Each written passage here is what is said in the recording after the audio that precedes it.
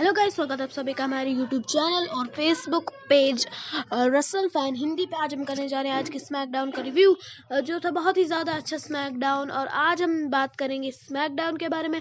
और SmackDown start होती है फास्ट लेन के हाईलाइट्स से, और उसके बाद जो होते हैं डैनियल ब्रायन आ जाते हैं रिंग में एक स्टील चेयर के साथ। और डैनियल ब्रायन कहते हैं कि सबों ने सच देख लिया, सबों ने रियलिटी देख ली, और सबों ने देखा कि रोमन रेंज ने टैप आउट किया है। रोमन रेंज ने जो चीज़ कभी नहीं की थी वो उन्होंने कर दिया, जो कि है टैप आउट। और उन्होंने कहा कि रोमन ने अपने पूरे करियर में कभी भी टैप आउट नहीं किया है, और उन्होंने कहा था कि मैं मरना चाहूँगा और टैप आउट नहीं करूँगा। लेकिन ब्रायन कहते हैं कि एक अच्छी खबर है कि रोमन रेंज ने अभी भी जिंदा है। रोमन रेंज ने टैप आउट किया था डैनियल ब्रायन को। स्टार्टिंग ही शो की बहुत अच्छी हुई, इतना अच्छा प्रोमो कट किया। और फिर ब्रायन कहते हैं कि और ऐसा हुआ कि आज मैं होना चाहिए था यूनिवर्सल चैंपियन, और आज मैं होना चाहिए था मेन इवेंट ऑफ रेसलमेनिया में, लेकिन वो नहीं हुआ। और उसका रीज़न ये है कि जब मैं रोमन रेंज को टैप आउट करवा रहा था तो एज ने पीछे से मुझ पे एक स्टील चेयर मार दी। और उन्होंने कहा कि देखो कि एज कह रहा था कि डैनियल ब्रायन इस वक्त सब चीज़ें ठीक नहीं कर रहा है और उसको देना चाहिए लोगों को देखने एज वर्सेस रोमन रेंज। लेकिन उसने कहा कि लेकिन ब्रायन ने कहा कि मैं लोगों को चांस देते देते मैं थक गया हूँ। और उन्होंने कहा कि एज ने अर्न नहीं किया है, और उन्होंने कहा कि मैंने यूनिवर्सल चैंपियनशिप का मैच अर्न किया है, मैंने रेसलमेनिया के मेन इवेंट को अर्न किया है। लेकिन उन्होंने कहा कि मैं अभी भी सब अर्न कर सकता हूँ, लेकिन मैं जो पूछ रहा हूँ कि मैं चाहता हूँ एक रीमैच रोमन रेंज के साथ आज ही यूनिवर्सल चैंपियनशिप के लिए। और डैनियल ब्रायन ने कहा जब तक ऐसा नहीं होगा तब तक मैं इस रिंग से बाहर नहीं निकलूंगा। और उसके बाद डैनियल ब्रायन जो है वो चेयर को पकड़ते हैं और वहां पर बैठ जाते हैं। उसके बाद कमर्शियल होता है और उसके बाद आ जाते हैं, तब भी डैनियल ब्रायन रिंग में ही होता है। और उसके बाद एडम पियर्स आते हैं और उन्होंने कहा कि वो आज उनको रीमैच नहीं दे सकते। डैनियल ब्रायन ने कहा कि क्या उन्होंने रोमन रेंज को टैप आउट करते हुए नहीं देखा था, लेकिन एडम पियर्स ने कहा कि रेफरी का डिसीजन जो फाइनल है। और उन्होंने कहा कि रोमन रेंज जब भी आप नेक्स्ट टाइम डिफेंड करेंगे वो रेसलमेनिया में ही होगा, और वो एज के सामने वो डिफेंड करेंगे। डैनियल ब्रायन फिर कहते हैं मेरे पास एक सोल्यूशन है। उन्होंने कहा कि एक चीज़ हम कर सकते हैं कि रेसलमेनिया में एज वर्सेस रेंज में जो भी जीतेगा वो उसी के बाद बिल्कुल डैनियल ब्रायन के साथ यूनिवर्सल चैंपियनशिप के लिए लड़ेगा, लेकिन एडम पियर्स कहते हैं वो अनफेयर होगा। उसके बाद ब्रायन हंसते हैं और कहते हैं कि एडम पियर्स के लिए ठीक है कि मैं 40 मिनट एलिमिनेशन चेंबर में लड़ूं और उसके बाद रोमन रेंज के साथ लड़ूं, लेकिन ये एज रोमन रेंज के लिए बहुत डिफिकल्ट है, ये तो डबल स्टैंडर्ड हो गया। और फिर कहा मेरे पास एक और सोल्यूशन है। उन्होंने कहा कि रेसलमेनिया 2 नाइट्स की है, और उन्होंने कहा कि पहली नाइट पे एज वर्सेस रेंज होगा यूनिवर्सल चैंपियनशिप के लिए, और जो उस मैच को जीतेगा नाइट 2 पे डैनियल ब्रायन के साथ लड़ेगा। उन्होंने कहा कि ये रीजनेबल है। उसके बाद बजता है एज का म्यूजिक और एज आ जाते हैं और एज कहते हैं माइक्रोफोन पे कि लास्ट पिछले महीने जो उन्होंने देखा था ब्रायन को बात करते हुए कि वो उनका पोटेंशियली लास्ट रेसलमेनिया हो सकता है, लेकिन एज ने कहा कि मेरा हर मैच मेरा लास्ट मैच हो सकता है। और एज ने कहा कि ये मेरा सपना है और डैनियल ब्रायन वो लेना चाहते हैं, वो डैनियल ब्रायन जो है उससे छीनना चाहते हैं। और उन्होंने कहा कि एज ने कहा कि ब्रायन रॉयल रंबल हारे, फिर रोमन से 2 बार हारे, और अभी भी उन्हें चैंपियनशिप का मैच चाहते हैं, और उन्होंने कहा वो मैच ही डिजर्व नहीं करते। और उसके बाद डैनियल ब्रायन जो है एज को मारते हैं, लेकिन एज उठ जाते हैं और उनको स्पीयर ही मार देते हैं।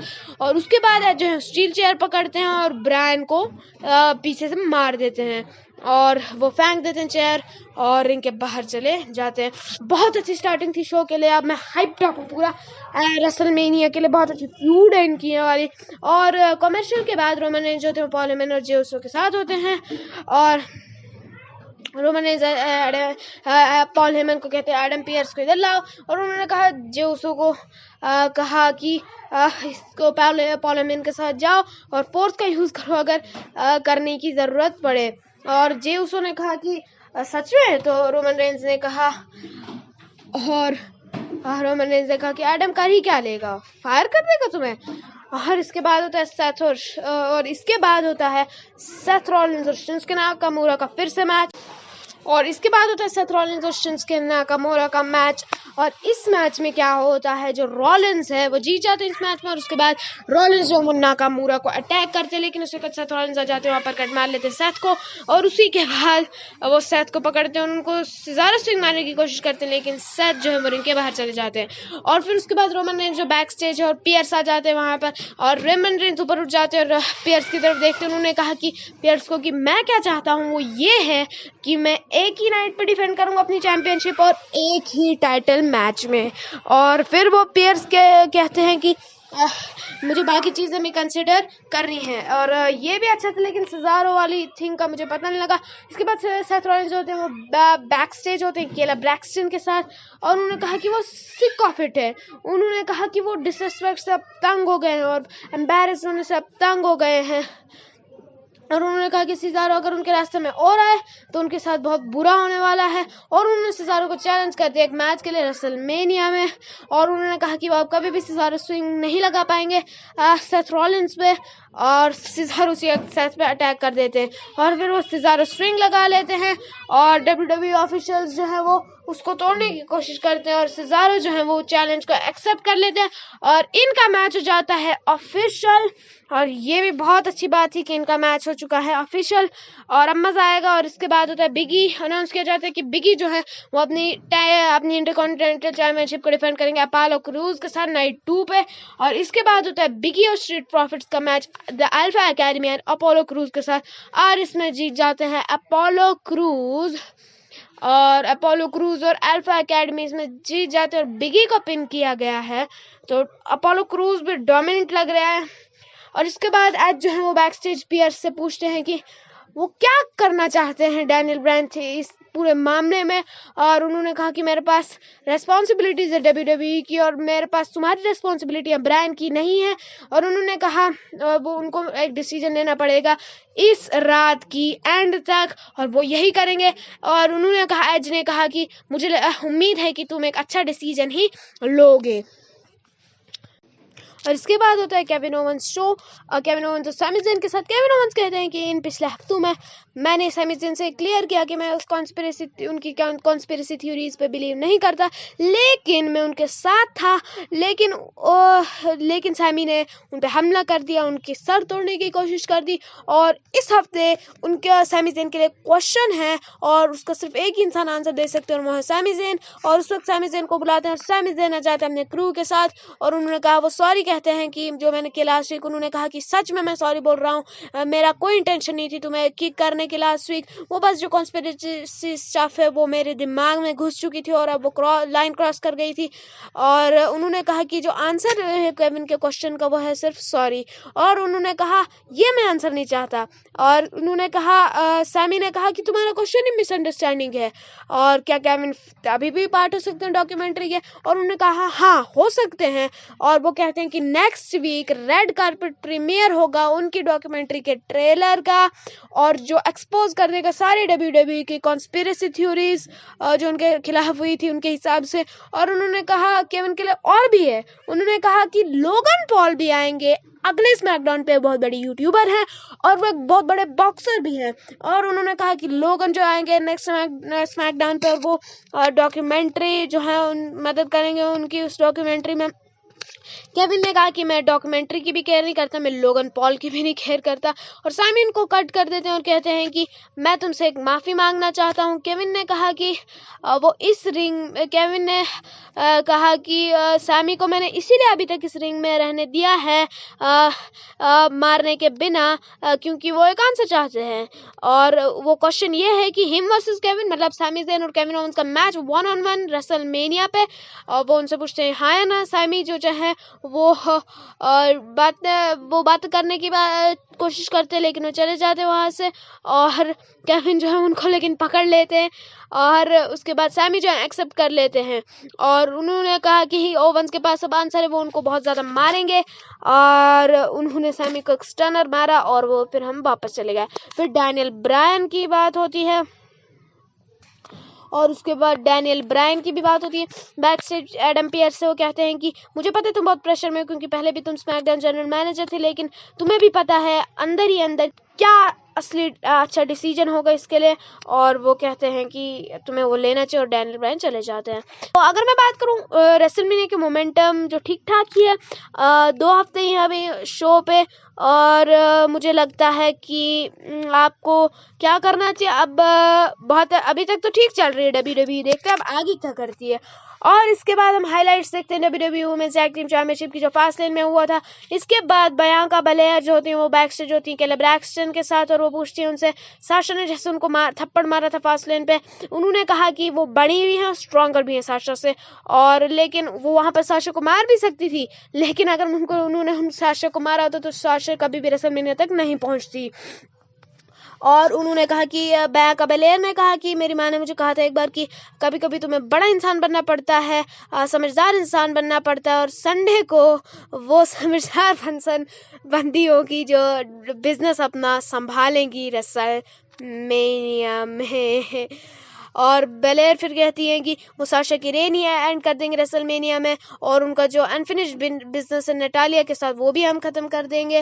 और इसके बाद होता है बियांका बेलेयर और नटालिया का मैच, और नटालिया के साथ होती है टमीना, और बियांका बेलेयर इस मैच को जीत जाती हैं। और इसके बाद साशा जो है वो बियांका को बैक स्टैबर मार देती है मैच के बाद। और इसके बाद हम चले जाते हैं और एज जो है वो रोमन रेंज के लॉकर रूम में चले जाते हैं। Roman Reigns is completely looking like a beast right now, और रोमन रेंज उनको कहते हैं कि, और रोमन रेंज ने उनको कहा कि बहुत ज़्यादा गुर्दे चाहिए होते हैं, अगर हम अपनी भाषा में बोलें कि बहुत ज़्यादा किसी इंसान को गुर्दे चाहिए होते हैं ये करने के लिए जो तुमने किया है, और इसके लिए मेरे पास तुम्हारे लिए रेस्पेक्ट है। और लेकिन उनको असली बात करनी पड़ेगी। एज ने कहा कि उनसे मुझे तुमसे बात करनी है क्योंकि जो ब्रायन है वो हम दोनों की स्पॉटलाइट लेना चाहता है।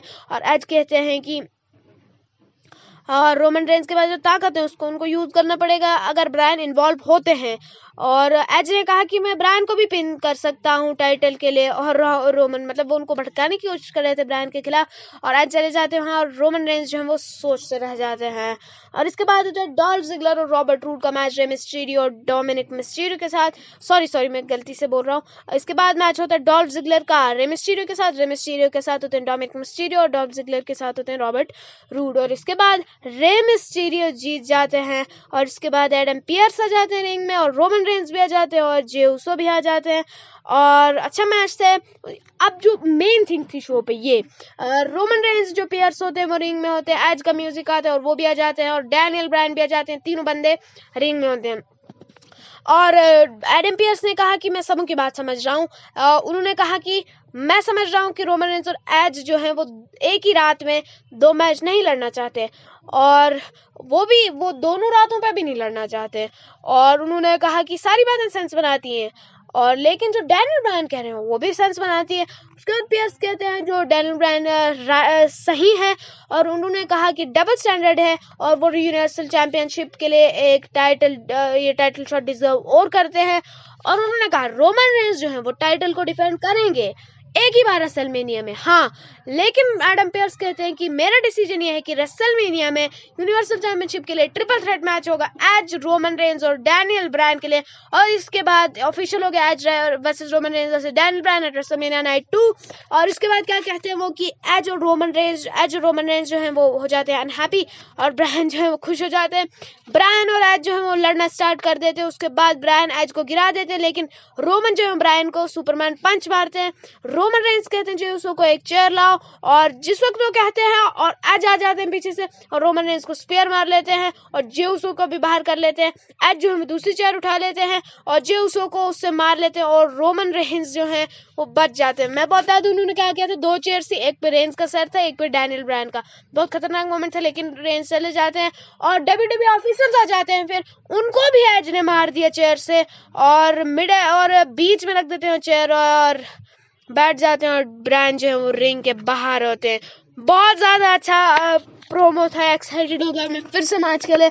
अच्छी स्मैकडाउन थी, बहुत ज़्यादा आपको देखनी चाहिए, खासकर एज और जो इनकी फ्यूड चल रही है यूनिवर्सल चैंपियनशिप के लिए बहुत ओपी है, और आपको ज़रूर देखनी चाहिए। और मेरे हिसाब से तो शो बहुत अच्छा था। और आज की वीडियो के लिए इतना है। अगर आपको वीडियो पसंद आए तो वीडियो को लाइक कर दीजिएगा, चैनल को सब्सक्राइब कर दीजिएगा, और वीडियो को शेयर भी कर दीजिएगा। और तब तक के लिए बाय बाय।